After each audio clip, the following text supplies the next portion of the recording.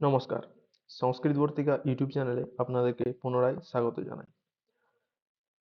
আজ আমরা ২৭তম ডাব্লিউবি সেটের যে পরবর্তী ৫০টি প্রশ্ন রয়েছে, অর্থাৎ ৫১ থেকে ১০০ পর্যন্ত, তার প্রশ্ন এবং উত্তর নিয়ে আলোচনা করব।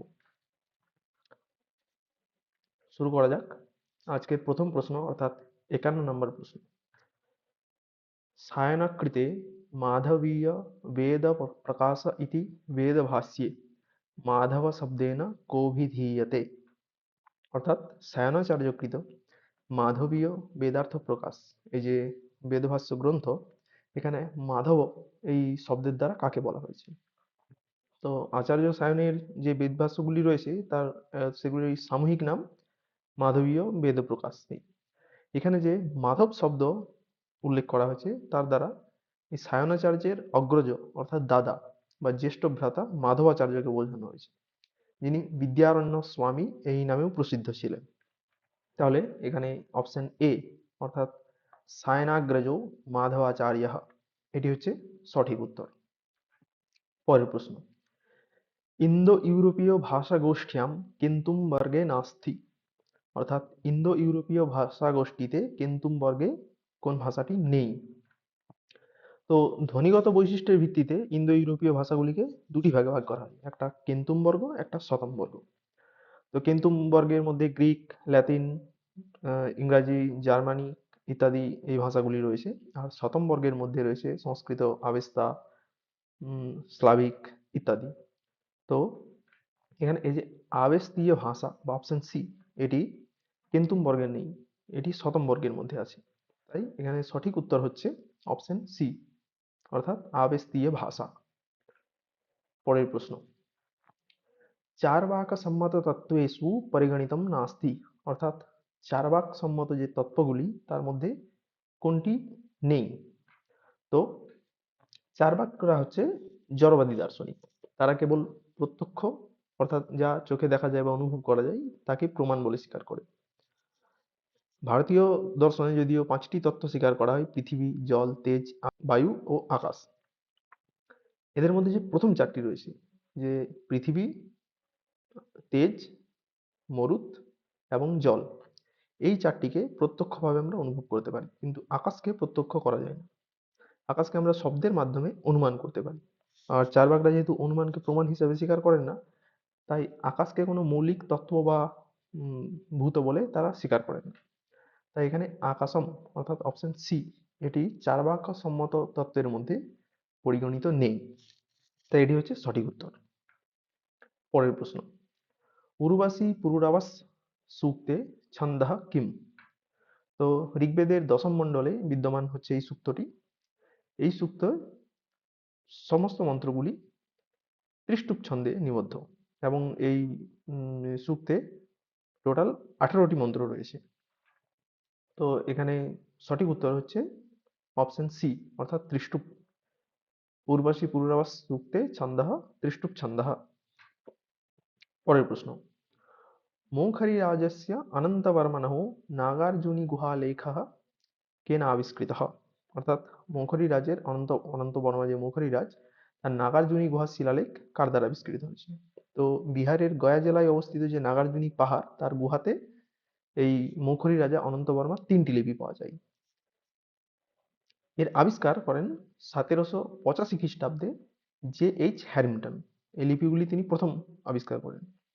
তাই এখানে সঠিক উত্তর হচ্ছে হ্যারিংটন। আর এই হ্যারিংটনে আনা এই যে লিপিগুলি তার পাঠোদ্ধার করেছিলেন চার্লস উইলকিন্স। তাই এখানে যদি থাকতো যে কে প্রথম এগুলির পাঠোদ্ধার করেন, তাহলে অপশন বি উত্তর হতো। কিন্তু এখানে যেহেতু জিজ্ঞেস করছে যে কে না আবিষ্কৃত হয়, অর্থাৎ প্রথম কে আবিষ্কার করেছেন বা লক্ষ্য করেছেন, তাই এখানে সঠিক উত্তর হচ্ছে অপশন ডি, হ্যারিংটন ইত্যনেন। পরের প্রশ্ন। কুন্তাহা প্রবিশন্তি ইতি বাক্যম কস্যাহ লক্ষণায়াহ উদাহরণম। অর্থাৎ কুন্তাহা প্রবিশন্তি বা বর্ষাগুলি প্রবেশ করছে, এটি কোন লক্ষণের উদাহরণ? তো বর্ষা একটি জড় বস্তু, তাই তার পক্ষে নিজে প্রবেশ করা সম্ভব নয়। তাই এখানে মুখ্য অর্থের বাধা ঘটছে এবং এই বাক্যটি অর্থ সম্পন্ন করার জন্য এই বর্ষা এই শব্দটি নিজের অর্থ ত্যাগ না করে নিজের সঙ্গে যুক্ত একটি অন্য অর্থ, অর্থাৎ বর্ষাধারী পুরুষ এই অর্থ গ্রহণ করছে, অর্থাৎ বর্ষারা প্রবেশ করছে। কুন্তাহা প্রবিশন্তি মানে হচ্ছে যে বর্ষাধারী পুরুষেরা প্রবেশ প্রবেশ করছে। তো এখানে অলঙ্কার শাস্ত্র অনুযায়ী যেখানে বাচ্যার্থ বা মুখ্যার্থ নিজেকে বজায় রেখে অন্য অর্থকে গ্রহণ করে তাকে উপাদান লক্ষণা বা অজাত স্বার্থা লক্ষণা বলা হয়। यत्र मुख्यार्थः स्वं न त्यक्त्वा अन्यार्थं गृह्णाति सा उपादान लक्षणा। তো এখানে তাহলে কোন লক্ষণের উদাহরণ এটা? কুন্তঃ প্রবিশন্তি, এটা হচ্ছে অপশন সি, উপাদান লক্ষণায়াঃ। তোমরা যদি আরো বিশদে লক্ষণা পড়তে চাও বা কাব্যপ্রকাশ অধ্যয়ন করতে চাও তাহলে আমাদের চ্যানেলে গিয়ে দেখতে পারো, বা ডেসক্রিপশনেও আমি লিংক, ভিডিওর লিংক দিয়ে দেবো। আমাদের চ্যানেলে কাব্যপ্রকাশের প্রথম উল্লাস এবং দ্বিতীয় উল্লাস সম্পূর্ণভাবে পড়ানো হয়েছে। পরের প্রশ্ন, झलां जस् झसि इति पाणिनीयसूत्रं केन आधुनिकेन ধ্বনিসূত্রেণ তুল্যম। অর্থাৎ ঝলাম জাস ঝাসি এই যে পাণিনিকৃত সূত্রটি রয়েছে এটি আধুনিক কোন ধ্বনিসূত্রের সাথে তুলনাযোগ্য? তো পাণিনি অষ্টাধ্যায়ীতে এই ঝলাম জাস ঝাসি এই সূত্রটি রয়েছে এবং এর অর্থ হচ্ছে ঝল বর্ণ, অর্থাৎ বর্গের প্রথম, দ্বিতীয়, তৃতীয়, চতুর্থ এবং স স স হ এর স্থানে যস বর্ণের আদেশ হয়, অর্থাৎ বর্গের তৃতীয় বর্ণগুলি জ, ব, গ, ড, দ এগুলির আদেশ হয়। কখন? যখন পরে ঝস বর্ণ থাকে, অর্থাৎ বর্গের তৃতীয় বা চতুর্থ বর্ণ থাকে। এইরকমই প্রক্রিয়া যে গ্রাসমান তিনি তার যে ধ্বনিসূত্র তার মধ্যে অনেকটা এইরকমই প্রক্রিয়া দেখিয়েছেন, তাই এটি গ্রাসমানকৃত সূত্রের সঙ্গে তুলনাযোগ্য। তাই সঠিক অপশন হচ্ছে অপশন বি। পরের প্রশ্ন, বাহ্যাভ্যন্তর শুদ্ধি ভবতি, অর্থাৎ বাহ্যাভ্যন্তর শুদ্ধি হচ্ছে কোনটি? তো পাতঞ্জল যোগ দর্শনে অষ্টাঙ্গ যোগের বর্ণনা আছে, যম, নিয়ম, প্রাণায়াম ইত্যাদি। সেখানে তৃতীয় অঙ্গ হচ্ছে নিয়ম। এই নিয়ম 5 প্রকার, কি? শৌচ, সন্তোষ, তপ, স্বাধ্যায়, ঈশ্বর প্রণিধানানি নিয়মাঃ। অর্থাৎ শৌচ, সন্তোষ, তপ, স্বাধ্যায় এবং ঈশ্বর প্রণিধান। সেখানে যে প্রথম শৌচ রয়েছে সেটি দুই প্রকার হয়, বাহ্য শৌচ, আভ্যন্তর শৌচ, অর্থাৎ বাহ্য শুদ্ধি এবং আভ্যন্তর শুদ্ধি। বাহ্য শুদ্ধি কোনটি? যে মৃজ্জলাদিভি শরীর প্রক্ষালনম, অর্থাৎ মাটি, জল ইত্যাদি দ্বারা শরীরকে প্রক্ষালন করা বা ধোয়া। আর আভ্যন্তর শুদ্ধি বা আভ্যন্তর শৌচ কি? চিত্তমালানাম ক্ষালনম, অর্থাৎ চিত্তমল অর্থাৎ রাগ, দ্বেষ এইসবের পরিষ্কারীকরণ। তাহলে এখানে সঠিক উত্তর হচ্ছে শৌচম, অর্থাৎ বাহ্যাভ্যন্তর শুদ্ধি হচ্ছে শৌচ, অর্থাৎ অপশন এ হচ্ছে সঠিক উত্তর।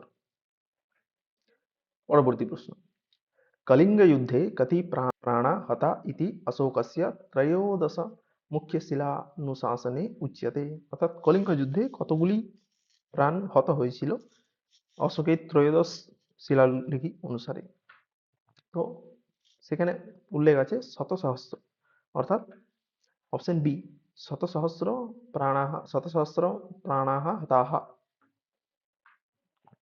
পরবর্তী প্রশ্ন, পঞ্চমহাযজ্ঞেষু স্বাধ্যায়ः ইতি কস্য যজ্ঞস্য স্বরূপম। অর্থাৎ পঞ্চ যে মহাযজ্ঞ রয়েছে তার মধ্যে স্বাধ্যায় এটি কোন যজ্ঞের স্বরূপ? তো মনুস্মৃতির 3য় অধ্যায়ের 70 নম্বর শ্লোকে এটির উল্লেখ পাওয়া যায়। কি আছে শ্লোকটি? যে অধ্যাপনম ব্রহ্মযজ্ঞ পিতৃযজ্ঞস্তু তর্পণম হোমো দেবো বলির্ভর্তৌ নৃযজ্ঞোথিতি পূজনম। অর্থাৎ অধ্যয়নম বা অধ্যাপনম হচ্ছে ব্রহ্মযজ্ঞ, পিতৃযজ্ঞ হচ্ছে তর্পণ, হোম হচ্ছে দেবযজ্ঞ, আর বলি হচ্ছে ভূতযজ্ঞ, আর নৃযজ্ঞ হচ্ছে অতিথি পূজা। তাহলে এখানে যে স্বাধ্যায় এটি কোন যজ্ঞের স্বরূপ? এটি ব্রহ্মযজ্ঞের স্বরূপ। অপশন ডি এখানে হচ্ছে সঠিক উত্তর। পরবর্তী প্রশ্ন, সৌন্দর্য নন্দ কাব্যে নন্দ আসিত, অর্থাৎ সৌন্দর্য নন্দ কাব্যে নন্দ কে ছিল এর মধ্যে? তো সৌন্দর্য নন্দ কাব্য হচ্ছে মহাকবি অশ্বঘোষের রচিত। এই কাব্যের নায়ক হচ্ছে নন্দ। এই নন্দ ছিলেন রাজা শুদ্ধোধন এবং মহাপ্রজাপতি গৌতমীর পুত্র। আবার অন্যদিকে বুদ্ধ বা সিদ্ধার্থ ছিলেন রাজা শুদ্ধোধন এবং মায়াদেবীর পুত্র, অর্থাৎ তাদের পিতা এক কিন্তু মাতা ভিন্ন। তাই এই যে নন্দ তিনি হচ্ছেন বুদ্ধের বৈমাত্রেয় ভ্রাতা। তাই এখানে সঠিক উত্তর হচ্ছে बुद्धस्य वैमात्रेयो भ्राता अर्थात सौंदर्य नंद काव्ये नंद आसीत् बुद्धस्य वैमात्रेयो भ्राता। Option A.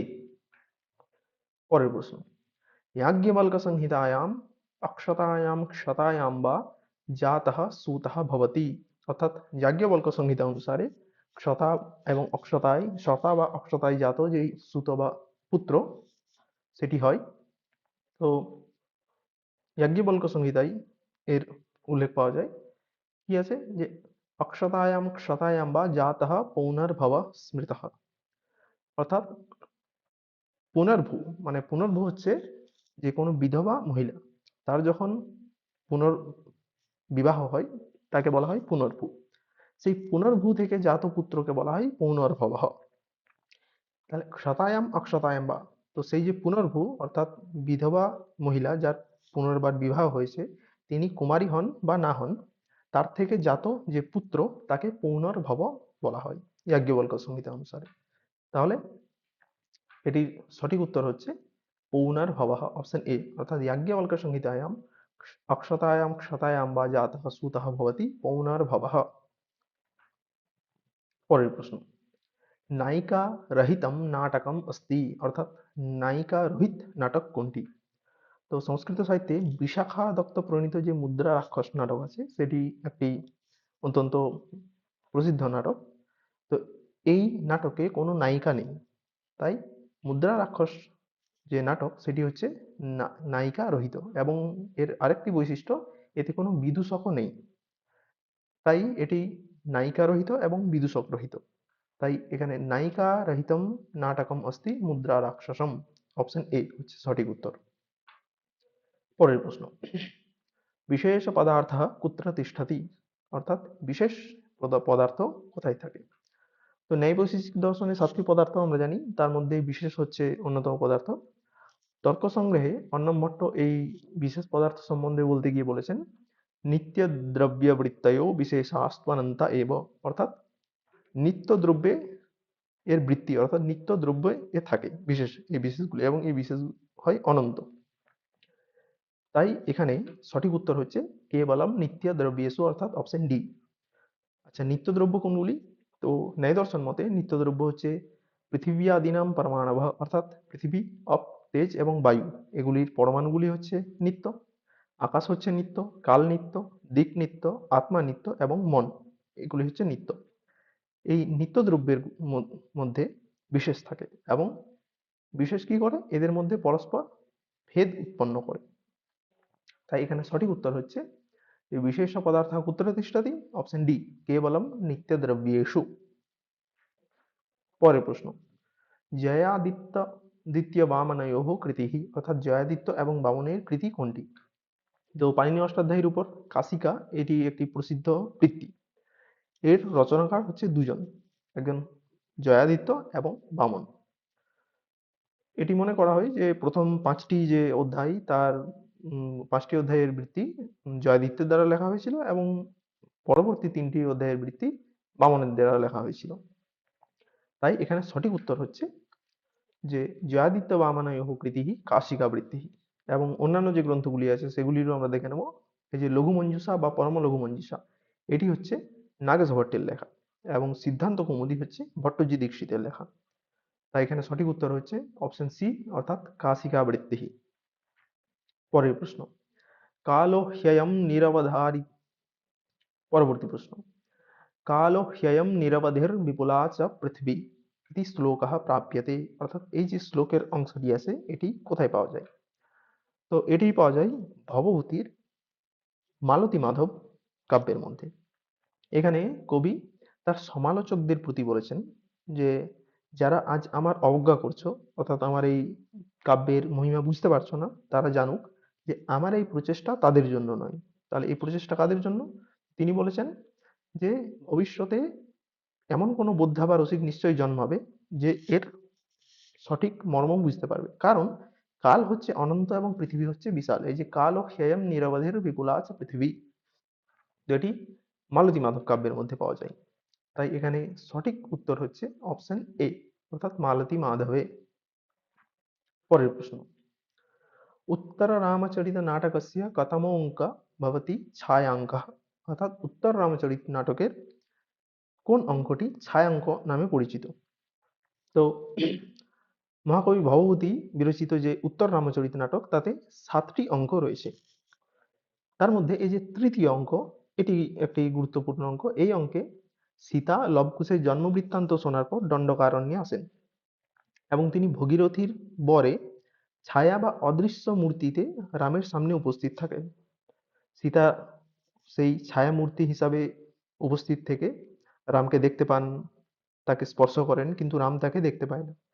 তো এই যে সীতার ছায়া রূপে অবস্থান তৃতীয় অঙ্কে, এর জন্য এই তৃতীয় অঙ্ককে ছায়াঙ্ক বলা হয়। তাই এখানে সঠিক অপশন হচ্ছে অপশন সি, অর্থাৎ তৃতীয়াঙ্ক।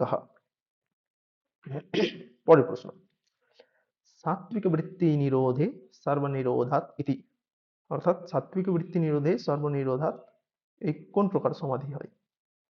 তো সাত্বিক বৃত্তির নিরোধ হলে সর্ববৃত্তির নিরোধ বশত যে সমাধি হয় তাকে অসম্প্রজ্ঞাত সমাধি বলে।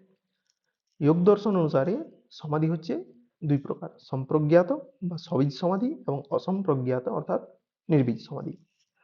তো সাধক যখন রাজসিক ও তামসিক বৃত্তি ত্যাগ করে চিত্তকে একাগ্র করে এবং কেবল সাত্বিক বৃত্তি অবশিষ্ট থাকে তখন তাকে সম্প্রজ্ঞাত সমাধি বলে, অর্থাৎ সবীজ সমাধি। কিন্তু এর পরবর্তী যখন সাধক বৈরাগ্যের পরাকাষ্ঠায় পৌঁছে যায় এবং সাত্বিক বৃত্তিরও নিরোধ হয়, তখন চিত্তের সমস্ত প্রকার বৃত্তি শান্ত হয়, তখন তাকে বলা হয় অসম্প্রজ্ঞাত সমাধি। অর্থাৎ যখন সাত্বিক বৃত্তিরও নিরোধ হয় তখন সর্বনিরোধাৎ অসম্প্রজ্ঞাত সমাধি। পতঞ্জল যোগ দর্শনের সমাধিপাদে এটি রয়েছে যে তস্যাপি নিরোধে সর্বনিরোধান নির্বীজ সমাধি। নির্বীজ সমাধি অর্থাৎ অসম্প্রজ্ঞাত সমাধি। এখানে সঠিক উত্তর হচ্ছে অপশন বি। পরবর্তী প্রশ্ন, মনুমতেন রাজা কেন ব্যূহেন সদা স্বয়ং নিবিশেত, অর্থাৎ মনুমতে রাজা কোন ব্যূহে সদা অবস্থান করবেন? তো মনুসংহিতার 7ম অধ্যায়ে রাজধর্ম প্রকরণে যুদ্ধের বিভিন্ন প্রকার ব্যূহের কথা বলা হয়েছে, যেমন শকট ব্যূহ, বরাহ, মকর, সূচি, গরুড় ব্যূহ ইত্যাদি। তো এখানে যে প্রথম এই যে শ্লোকটি দেখা হয়েছে এখানে বিভিন্ন প্রকার ব্যূহের কথা বলা হয়েছে, কিন্তু পরবর্তী শ্লোক অর্থাৎ 188 নম্বর শ্লোকে স্পষ্ট উল্লেখ আছে যে পদ্মেন চৈব ব্যূহেন নিবিশেত সদা স্বয়ং, অর্থাৎ এই পদ্ম ব্যূহে সদা অবস্থান করবেন। তাই এখানে সঠিক উত্তর হচ্ছে অপশন এ, অর্থাৎ পদ্মেন। পরের প্রশ্ন, উপনয় বাক্যম প্রস্তুয়তাম, অর্থাৎ এই বাক্যগুলির মধ্যে কোনটি উপনয় বাক্য? তো ন্যায় দর্শনে যখন পরার্থানুমান হয় তার 5টি অবয়বের কথা বলা হয়েছে, প্রতিজ্ঞা, হেতু, উদাহরণ, উপনয় আর নিগমন। তো এই 5টির প্রক্রিয়া এইভাবে, প্রথমে প্রতিজ্ঞা হয় এইরূপ যে পর্বত বহ্নিমান, তারপর হেতু ধূমবত্বাৎ, অর্থাৎ ধূম আছে তাই, তারপর উদাহরণ ইয়ো ইয়ো ধূমবান স স বহ্নিমান যথা মহানস, উপনয় তথা চায়ম, অর্থাৎ তথা চ অয়ম পর্বতঃ, অয়ম পর্বতঃ अपि তথা, তথা নাম ধূমবান, অর্থাৎ অয়ম পর্বতঃ अपि তথা ধূমবান। তারপর হচ্ছে নিগমনম, তস্মাৎ তথা, অর্থাৎ তথা অয়ম বহ্নিমান। তাহলে এখানে উপনয় বাক্য কোনটি হচ্ছে? তথা চায়ম, এই যে অপশন ডি তথা চায়ম ইতি, এটি হচ্ছে উপনয় বাক্য।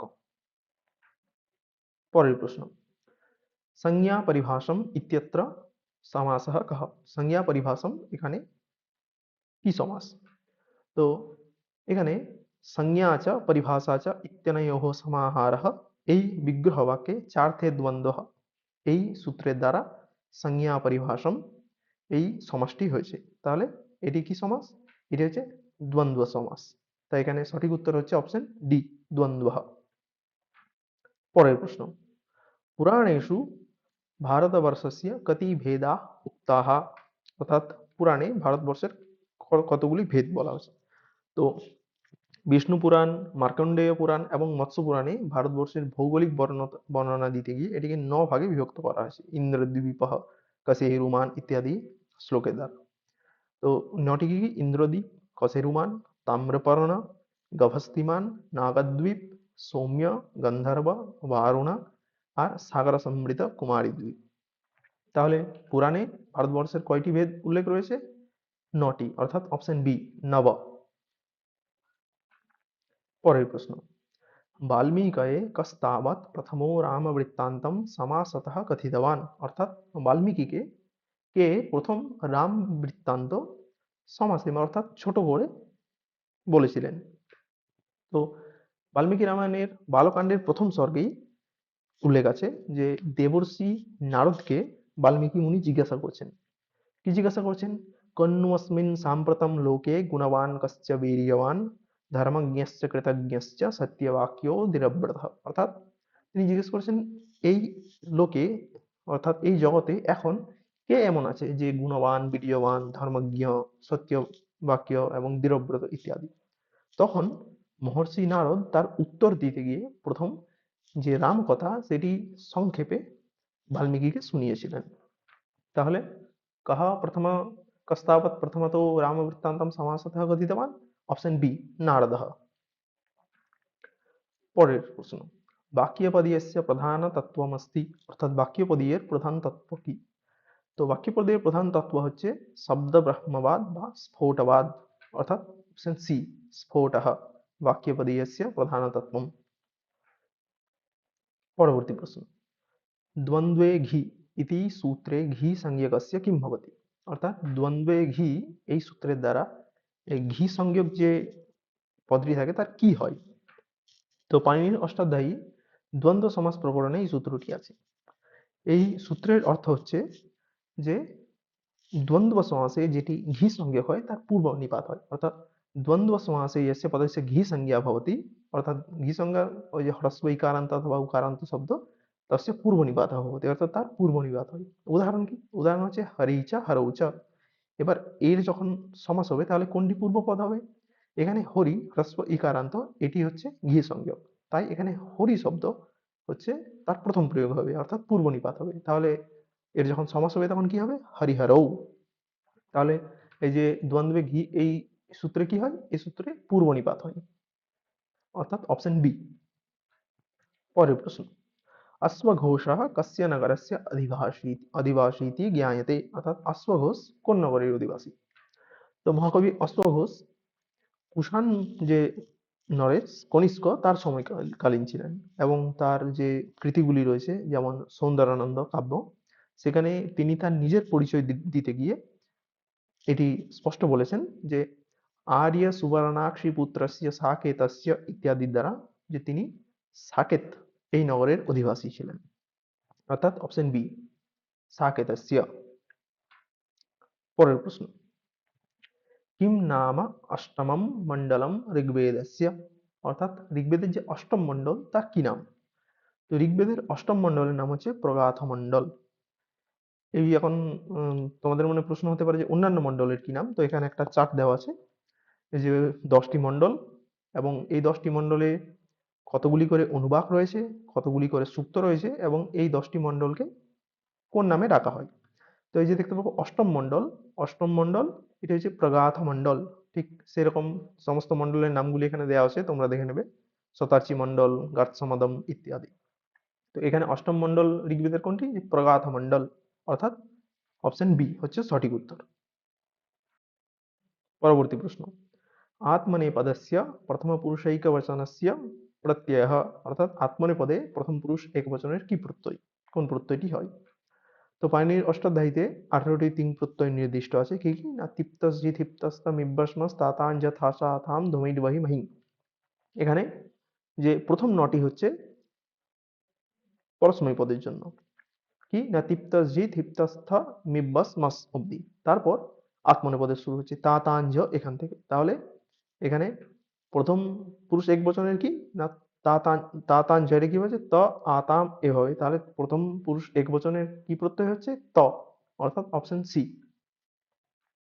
পরের প্রশ্ন, মঘোনি ইতি বিশেষণম ঋগ্বেদে কাম প্রতি প্রযুক্তম, অর্থাৎ মঘোনি এই যে বিশেষণ ঋগ্বেদে কার প্রতি প্রযুক্ত হয়েছে, অর্থাৎ কাকে বলা হয়? তো ঋগ্বেদে মঘোনি এই বিশেষণটি প্রমুখতয়া উষস এই দেবীর জন্য প্রযুক্ত হয়েছে, অর্থাৎ অপশন বি উষসম এটি হচ্ছে সঠিক উত্তর। পরবর্তী প্রশ্ন, আর্থি ভাবনায়াহ সাধনম ভবতি, অর্থাৎ আর্থি ভাবনার সাধন হয় কোনটি? তো মীমাংসা দর্শনে দুই প্রকার ভাবনা কথা বলা হয়েছে, শাব্দি ভাবনা আর আর্থি ভাবনা। সেখানে যে আর্থি ভাবনা তার তিনটি অংশ, সাধ্যম, সাধনম, ইতি কর্তব্যতা চ। এবার সাধ্য কি এখানে স্বর্গাদি ফলম, সাধন হচ্ছে ইয়াগাদি কর্ম, আর ইতি কর্তব্যতা হচ্ছে প্রয়াজাদি অঙ্গে যাগম। তাহলে এখানে আর্থি ভাবনার সাধন কি হচ্ছে? এই যে আর্থি ভাবনার সাধন ইয়াগাদি কর্ম, 2 নম্বর। তাই এখানে সঠিক উত্তর হচ্ছে অপশন এ, ইয়াগাদি কর্ম। আর পরবর্তী যে রয়েছে লিঙ্গাদি জ্ঞানম, এটি হচ্ছে শাব্দি ভাবনার করণ বা সাধন। শাব্দি ভাবনার সাধন হচ্ছে লিঙ্গাদি জ্ঞানম, আর ইয়াগাদি কর্ম হচ্ছে আর্থি ভাবনার সাধন। পরের প্রশ্ন, অনানুপূর্বী সংহিতা ইতি বৈদিক ভাষায়াः यद् বৈশিষ্ট্যম তৎ পরিদৃশ্যতে, অর্থাৎ অনানুপূর্বী সংহিতা এটি বৈদিক ভাষার যে বৈশিষ্ট্য, এটি মানে এগুলির মধ্যে কোনটিতে দেখা যাচ্ছে? তো বৈদিক ব্যাকরণে যখন কোনো সমাসবদ্ধ পদের দুই অংশের মাঝখানে বা উপসর্গ ধাতুর মাঝখানে অন্য কোনো নিপাত ঢুকে পড়ে, তখন তাকে অনানুপূর্বী বা ক্রমভঙ্গ বলা হয়। এখানে দেখতে পাচ্ছি যে অপশন সি রয়েছে, সুনচিত শেপম, অর্থাৎ এখানে সুনা, তার মাঝে চিত এই নিপাতটি ঢুকেছে, তারপর শেপম, সুনচিত শেপম এইরূপ হয়েছে। এটিকে বলা হয় ক্রমভঙ্গ বা অনানুপূর্বী। তাহলে এটি হচ্ছে অপশন সি। বাকিগুলি যেমন লৌকিকা হয় ওই রকম ধরনেরই হয়েছে, মিত্রাবর্ণ, দিয়া বা পৃথিবীও, অগ্নিসৌম, কিন্তু এই যে সৌন শেপম, এখানে মাঝখানে চিত এই নিপাতে ঢুকেছে, সৌনচিত শেপম, তাই এখানে অনানুপূর্বী বা ক্রমভঙ্গ দেখা যাচ্ছে অপশন সি তে। আর এটি বৈদিক সমাসের বৈশিষ্ট্য। পরবর্তী প্রশ্ন, জাগতম পাদম কত্যক্ষর বিশিষ্টম ভবতি, অর্থাৎ জগতির যে ছন্দ রয়েছে তার পাদগুলি কয় অক্ষর বিশিষ্ট হয়? তো জগতির পাদগুলি দ্বাদশ অক্ষর বিশিষ্ট, অর্থাৎ 12টি অক্ষর থাকে। আর বেদের অন্যান্য যে প্রমুখ ছন্দগুলি রয়েছে যেমন গায়ত্রী, সেখানে 8টি অক্ষর থাকে প্রতিপাদে, এবং ত্রিষ্টুপ, সেখানে 11টি অক্ষর থাকে প্রতিপাদে। এখানে সঠিক উত্তর হচ্ছে ডি, দ্বাদশ অক্ষরম। পরের প্রশ্ন, নিরুক্ত মতে চিত ইতি নিপাতঃ বেদে প্রयुज्यते, অর্থাৎ নিরুক্ত মতে চিত এই যে নিপাত, এটি বেদে প্রয়োগ করা হয় কোন অর্থে? নিষেধার্থে, উপমার্থে, অভাবার্থে না নিন্দার্থে? তো মহর্ষি ইয়াস্ক নিপাতের 3 প্রকার ভেদ বলেছেন, 3 ভাবে ব্যবহার হয়। কি কি না, একটা হচ্ছে উপমার্থে, একটা হচ্ছে কর্মোপসংগ্রহার্থে, আর একটা হচ্ছে পাদপূরণার্থে। সেখানে উপমার্থে যেই নিপাতগুলি প্রযুক্ত হয় তার মধ্যে এই চিত এই নিপাতটি পরিগণিত আছে। তাই এখানে সঠিক উত্তর হচ্ছে উপমার্থে। এর উদাহরণ কি বলা যায়, যে দধিচিত অর্থাৎ দধি ইব। তাই এখানে সঠিক উত্তর হচ্ছে অপশন বি, উপমার্থে। পরের প্রশ্ন, কৌটিল্য অর্থশাস্ত্রে অয়ম জনঃ কৃত্যানাম ভীতবর্গে নান্তর্ভবতি, অর্থাৎ কৌটিল্য অর্থশাস্ত্রে এর মধ্যে কোন প্রকারজনটি ভীতবর্গের মধ্যে অন্তর্ভাব হয় না? তো কৌটিল্য অর্থশাস্ত্রের প্রথম অধিকরণে 14 নম্বর অধ্যায়, অর্থাৎ বিনয়াধিকারিকের কৃত্যাকৃত্য পক্ষ রক্ষণম, এখানে চাণক্য সেই সব অসন্তুষ্ট প্রজা বা রাজকর্মী ইত্যাদিদের বর্ণনা দিয়েছেন যাদের শত্রু সহজেই নিজের দলে টানতে পারে, অর্থাৎ ভেদ্য হয়। তো এদেরকে কৃত্য বলা হয়। এদের যে মানসিক অবস্থা সেই অনুযায়ী এদের 4টি ভাগে ভাগ করা হয়েছে। কি কি না, ক্রুদ্ধবর্গ, ভীতবর্গ, লুব্ধবর্গ আর মানিবর্গ চ। এর মধ্যে যে ক্রুদ্ধবর্গ আছে, এর মধ্যে কারা আছে না, মানাধিকারাভ্যাম ভ্রষ্টঃ, কুল্যাবরুদ্ধ, হতবন্ধু ইত্যাদি। আর ভীতবর্গের মধ্যে এই যে পাপ কর্ম বিখ্যাত, সাহসোপচিতার্থ ইত্যাদি। তো এখানে আমরা অপশনে দেখতে পাচ্ছি যে মানাধিকারাভ্যাম ভ্রষ্টঃ, এটি ভীতবর্গের মধ্যে অন্তর্ভাব হচ্ছে না। এটি কোথায় হচ্ছে? এটি ক্রুদ্ধ বর্গে, এটি হচ্ছে মানাধিকারাভ্যাম ভ্রষ্টঃ। তাহলে কৌটিল্য অর্থশাস্ত্রে অয়ম জনঃ কৃত্যানাম ভীতবর্গে নান্তর্ভবতি, সেটি হচ্ছে অপশন ডি, মানাধিকারাভ্যাম ভ্রষ্টঃ। পরের প্রশ্ন, কস্যা নদ্যাস্তীরে বাল্মীকিনা ক্রৌঞ্চবধো দৃষ্টঃ, অর্থাৎ কোন নদীর তীরে বাল্মীকি দ্বারা ক্রৌঞ্চবধ দৃষ্ট হয়েছে? আমরা আগে যে 50টি প্রশ্ন আলোচনা করেছি সেখানেও এই প্রসঙ্গটি এসেছিল। তো সেখানে আমরা দেখেছি তমসা নদীর তীরে মহর্ষি বাল্মীকি ক্রৌঞ্চবধ দর্শন করেছিলেন। তো অপশন সি তমসায়াহা এটি হচ্ছে সঠিক উত্তর। পরের প্রশ্ন, अथर्ववेदे शौनकसंहितायाः संहितायां রাষ্ট্রাবিবর্ধন সূক্তস্য ক্রম সংখ্যা, অর্থাৎ অথর্ববেদে যে শৌনকীয় শাখায় রাষ্ট্রাবিবর্ধন সূক্তটি রয়েছে তার ক্রম সংখ্যা কোনটি? তো এর ক্রম সংখ্যা হচ্ছে 1.29। আর এই যে রাষ্ট্রাবিবর্ধন সূক্ত এর অন্যান্য যে বৈশিষ্ট্য সেগুলি দেখে নেব। সেটি হচ্ছে, এটি তো প্রথম জানা যাচ্ছে যে অথর্ববেদের শৌনক শাখায় সংহিতায় রয়েছে এবং এর সূক্তের ঋষি হচ্ছে বশিষ্ঠ, এর দেবতা হচ্ছে ব্রহ্মণস্পতি অথবা অভিবর্তমণি, এর ছন্দ হচ্ছে অনুষ্টুপ ছন্দ। এই সূক্ত হচ্ছে প্রথম কাণ্ডের 29 নম্বর সূক্ত এবং এই সূক্তে 6টি মন্ত্র রয়েছে।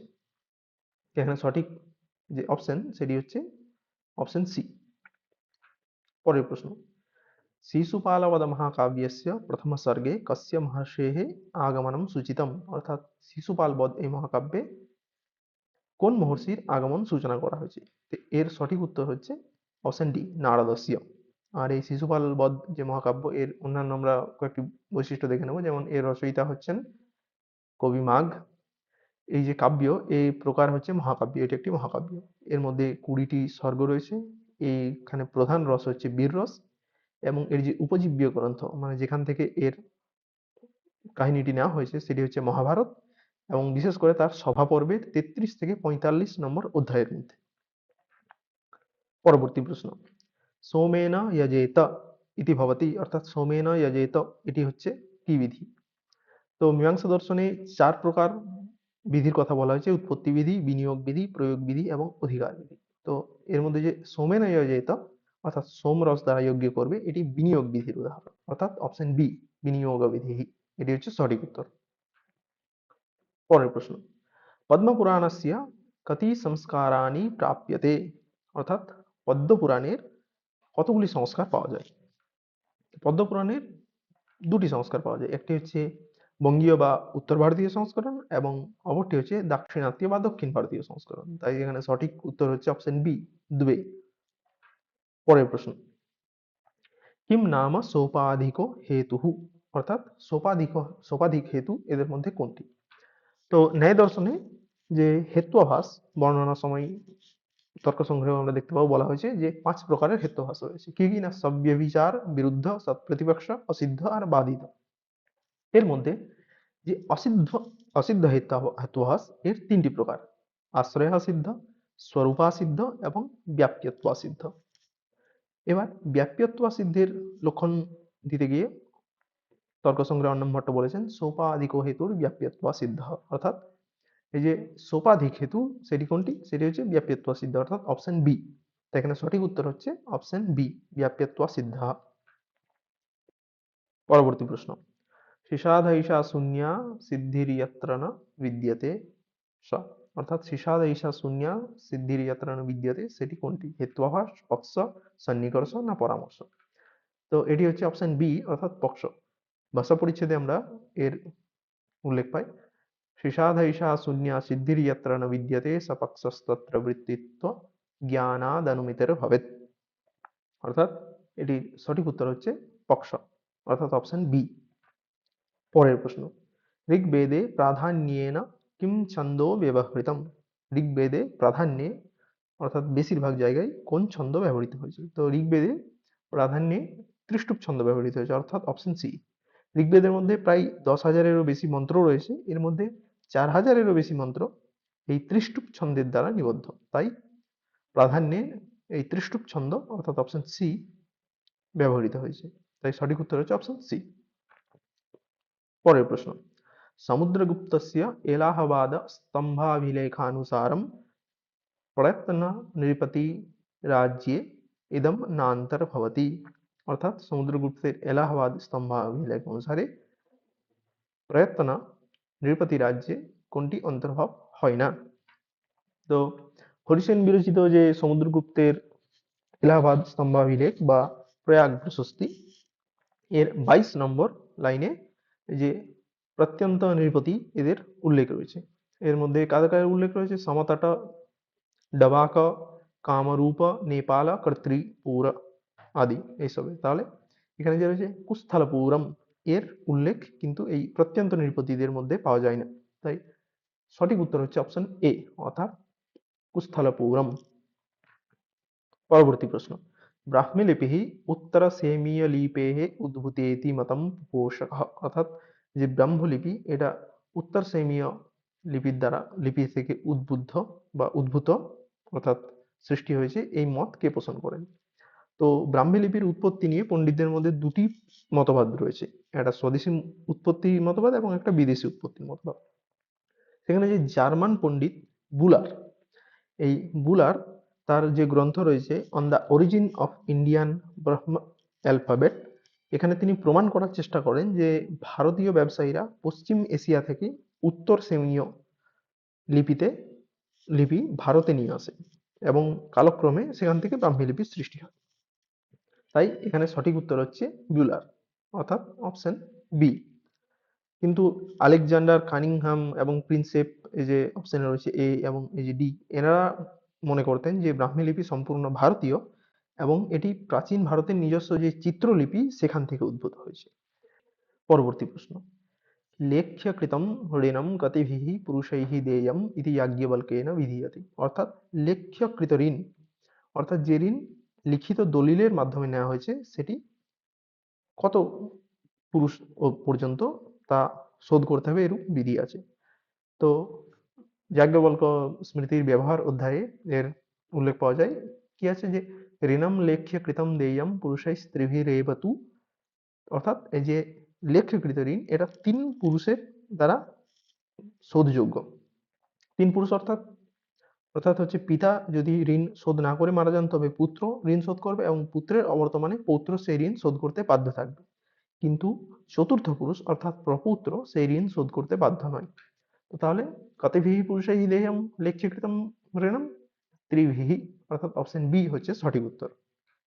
পরবর্তী প্রশ্ন, विद्यते हृदयग्रन्थिश्छिद्यन्ते सर्वसंशयाः क्षीयन्ते चास्य कर्माणि तस्मिन् दृष्टे परावरे इति लक्षणं भवति, এটি কার লক্ষণ?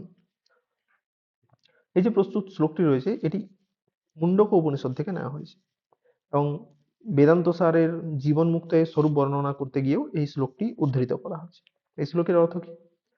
যে বিদ্যাতে হৃদয় গ্রন্থি, অর্থাৎ অবিদ্যাদি হৃদয় গ্রন্থি ভেদ হয়, ছিদ্যন্তে সর্ব সংশয়াহ, সমস্ত প্রকার সংশয় ছিন্ন হয়, ক্ষীয়ন্তে চাস্য কর্মাণি, সমস্ত প্রকার কর্ম, সঞ্চিত কর্ম, প্রারব্ধ কর্ম ইত্যাদি কর্ম নষ্ট হয়, ক্ষয়প্রাপ্ত হয়, তসমিন দৃষ্টে পরাবরে, অর্থাৎ সেই পরব্রহ্মকে দর্শন করলে। তাহলে ও অবিদ্যা ও কর্মনাশের এই যে অবস্থা, এই অবস্থাকে জীবন মুক্ত বলা হয়। তাহলে এখানে যে কার লক্ষণ এটি না, এটি হচ্ছে অপশন বি, অর্থাৎ জীবন মুক্তের লক্ষণ। পরের প্রশ্ন, শূদ্রকেণ অয়ম ইয়াগোনুষ্ঠিতঃ ইতি মৃচ্ছকটিকে উচ্যতে, অর্থাৎ শূদ্রকের দ্বারা এর মধ্যে কোন যাগটি অনুষ্ঠান করা হয়েছিল মৃচ্ছকটিক অনুসারে? তো মহাকবি শূদ্রক বিরচিত যে মৃচ্ছকটিক এই যে প্রকরণটি রয়েছে এর প্রস্তাবনাতে সূত্রধার প্রথমে কবির পরিচয় দিয়েছেন এবং তারপর চতুর্থ শ্লোকে রাজা শূদ্রকে পরিচয় দিতে গিয়ে তার উপলব্ধির বর্ণনা করতে গিয়ে এই যে শ্লোকটি জ্ঞাত্বা সর্বপ্রসাদ ইত্যাদি শ্লোকটি বলেছেন। তো এই শ্লোক থেকে আমরা এই যে অশ্বমেধেন চেষ্ট্বা, এর থেকে আমরা স্পষ্টই জানতে পারি যে তিনি অশ্বমেধ এই যজ্ঞ অর্থাৎ এই ইয়াগ করেছিলেন, অর্থাৎ অপশন বি হচ্ছে সঠিক উত্তর। পরবর্তী প্রশ্ন, তত্রৈতন্নরাষ্ট্রমিব ইতি বাক্যম নিরুক্ত গ্রন্থস্য কস্মিন অধ্যায়ে বর্ততে, অর্থাৎ তত্র এতৎ নররাষ্ট্রম ইব, এটি এই যে বাক্যটি এটি নিরুক্ত গ্রন্থের কোন অধ্যায়ে আছে? তো এটি নিরুক্ত গ্রন্থের 7ম অধ্যায় অর্থাৎ দৈবত কাণ্ডে এটি আছে, যে মহাভাগ্যাদ দেবতায়া এক আত্মা বহুধা স্থূয়তে তত্রৈতন্নররাষ্ট্রম ইব ইতি। তাহলে এটি 7ম অধ্যায়ে নিরুক্তের আছে, অর্থাৎ অপশন সি হচ্ছে সঠিক উত্তর। পরবর্তী প্রশ্ন, ঋক প্রাতিসাখ্য মতে সন্ধ্যক্ষরাণি কানি, অর্থাৎ ঋক প্রতিসাখ্য মতে সন্ধ্যক্ষর কোনগুলি? তো শৌনকীয় ঋক প্রাতিসাখ্যে বর্ণের যে বিভাগ করা হয়েছে স্বরবর্ণের, তার দুই প্রকার বিভাগ করা হয়েছে, একটা কি, একটা সমানাক্ষর, একটা সন্ধি অক্ষর। সমানাক্ষর 8টি, তার লক্ষণে বলা হয়েছে অষ্টৌ সমান্যাক্ষরাণি আদিতঃ, অর্থাৎ প্রথম 8টি হচ্ছে সমানাক্ষর, অ আ রে রি ই ই উ উ, এগুলি হচ্ছে সমানাক্ষর। এর ক্রমটি খেয়াল রাখতে হবে কিন্তু, অ আ তারপর ই ই নয়, অ আ তারপর রি রি ই ই উ উ, এইভাবে। আর সন্ধি অক্ষর কি, ততশ্চত্বারি সন্ধ্যক্ষরাণি উত্তরাণি, এর পরের যে 4টি বর্ণ, এর পরের কি কি 4টি বর্ণ আছে না, এ ঔ আই ঔ, এগুলি হচ্ছে সন্ধি অক্ষর সঙ্গে ভবন্তি। তাহলে এখানে ঋক প্রাতিসাখ্য মতে সন্ধি অক্ষর কোনগুলি না, এ ঔ আই ঔ, অর্থাৎ অপশন সি হচ্ছে সঠিক উত্তর। 27তম ডাব্লিউবি সেটের প্রশ্ন এবং উত্তর আলোচনা এখানেই সমাপ্ত হলো। সকলকে ধন্যবাদ সম্পূর্ণ ভিডিওটি দেখার জন্য।